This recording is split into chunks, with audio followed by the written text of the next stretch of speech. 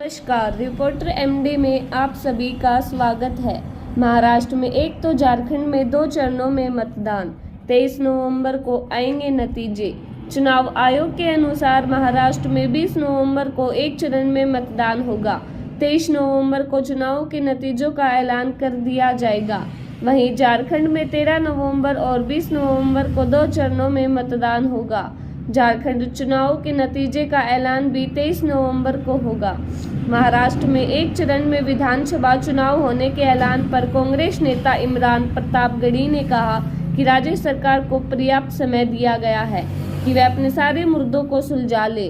महाविकास अघाड़ी भी पूरी तरह से चुनाव के लिए तैयार है और भाजपा को भी पता है कि उन्हें महाराष्ट्र में कुछ दिन मिलने वाला और महाविकास अघाड़ी की पूर्ण बहुमत से सरकार बनेगी। वहीं एनसीपी एसपी नेता अनिल देशमुख ने कहा कि महाविकास अघाड़ी चुनाव के लिए तैयार है। सीटों के बंटवारों का जल्द ऐलान कर दिया जाएगा। हम विधानसभा चुनाव में जीत दर्ज करेंगे। सीईसी ने ईवीएम को लेकर कही ये बात। चुनाव आयोग ने मतगणना के दौरान नतीजों के रुझानों पर रिपोर्टिंग को लेकर नाराजगी जाहिर की। ईवीएम को लेकर मुख्य चुनाव आयुक्त ने कहा कि 5-6 महीने पहले ईवीएम की पहले लेवल की चेकिंग होती है। हमारे पास ईवीएम को लेकर 20 शिकायतें आई हैं और हम हर शिकायत का जवाब देंगे पूरे तथ्यों के साथ। ये हमारा कर्तव्य है। हम उन जवाबों को प्रकाशित भी करेंगे ताकि सभी को पता चल सके। पहली चेकिंग स्टोरेज रखना, फिर उसे बूथ पर ले जाना, फिर स्टोरेज रखना और फिर मतगणना। हर समय पर राजनीतिक पार्टियों के एजेंट्स मौजूद रहते हैं। सीईसी ने कहा कि ईवीएम में जो बैटरी डाली जाती है उस पर भी एजेंट्स के हस्ताक्षर होते हैं। स्टोरेज के दौरान 3 स्तरीय सुरक्षा होगी। जब वो मतदान के लिए निकलेगी तो उसकी वीडियोग्राफी होगी और फिर कैंडिडेट्स के एजेंट्स होंगे। सभी मशीनों के नंबर भी एजेंट्स के साथ साझा किया जाएगा और उनसे वोट डलवाकर भी पुष्टि कराई जाती है।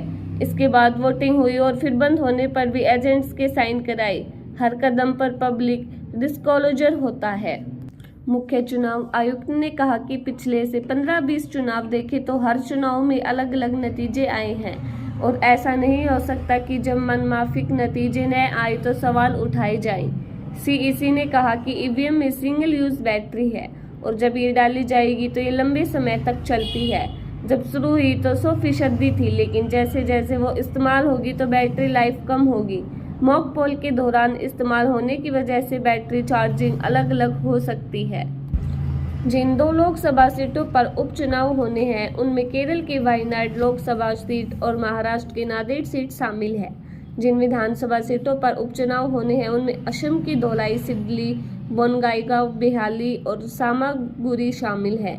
वहीं बिहार की रामगढ़, तराई, इमामगंज और बेलागंज सीट पर उपचुनाव होने हैं। छत्तीसगढ़ की रायपुर सिटी साउथ सीट पर, गुजरात की वो सीट पर, कर्नाटक की सिंगाव, शंदूर और चट्टापटना सीट शामिल है। केरल की पल्लपकड़ और चेलाक सीट पर उपचुनाव होने हैं। मध्य प्रदेश की बुधनी और विजयपुर, मेघालय की गामबेगिर और पंजाब की गिद्धरबाह, डेरा बाबा नानक, बरनाला और छब्बेवाला सीट पर उपचुनाव होने हैं। राजस्थान की 84, खिवसर, दौसा, झुंझुनू, देवली, उनियारा, सालंबर और रामगढ़ सीटों, सिक्किम की सोरेंग चंगुम, नामची, सिंगिथोंग, उत्तर प्रदेश की मीरापुर, कुदरकी, गाजियाबाद, खैर, करहल, फूलपुर, काठेरी, मंजावा, सिसामऊ सीटों पर उपचुनाव होंगे। उत्तराखंड के केदारनाथ और पश्चिम बंगाल की तालडगरा, शिताई, नेहाटी, हरोआ, मेदिनीपुर और मदुरई हाट सीट पर भी उपचुनाव के लिए मतदान होगा।